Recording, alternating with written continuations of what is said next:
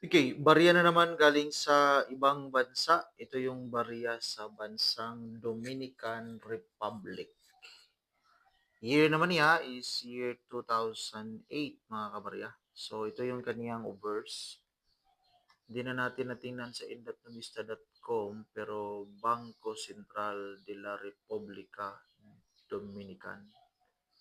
So Dominican Republic po ito. So, may nakalagay na pangalan dito sa gilid sa mukha, Mela. So, at least may barya tayo galing sa Dominican Republic, mga kabarya. Ito yung kaniyang verse, while ito naman yung kaniyang reverse. 10 pesos. 10 pesos, Dominica, Republica Dominica, 10 pesos. Peso rin yung kanilang currency, mga kabarya. 2008. So, at least may hawak. Ito yung edge niya. So, ito yung coat of arms sa Dominican Republic. Yan yung kanilang coat of arms. Now, diretso tayo. At least may na-search tayo dito. Search lang tayo dito mga kabarya. Again, itong channel natin dito mga kabarya, libangan lang po natin ito para may pangtanggal tayo ng stress. So, nood-nood lang.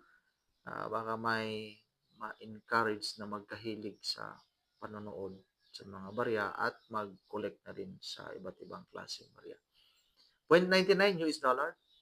So, halos umabot ng $1. So, nasa 58 pesos. So, yan po mga kabarya. So, 0.99. So, pareho na year 2008 Dominican Republic. May nakita din tayo dito isa, halos pareho sa barya natin mga kabarya. Halos yung mukha o klase may rust na dito. So, ito yun. Ito yun naman yung kanyang sa likod. Meron din tayo dito sa likod din natin mga kabarya. So, now, mahal dito kay eBay. Dominican Republic. So, 2008, very fine circulated 10 pesos by metallic coin. 34 US dollar 0.44 cents.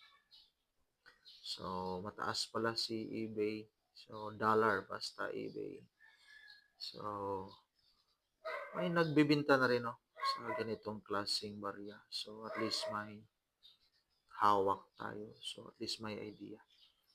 Pakitingin-tingin lang mga kabarya at tiyaga lang po sa pag-post sa mga barya na hawak natin.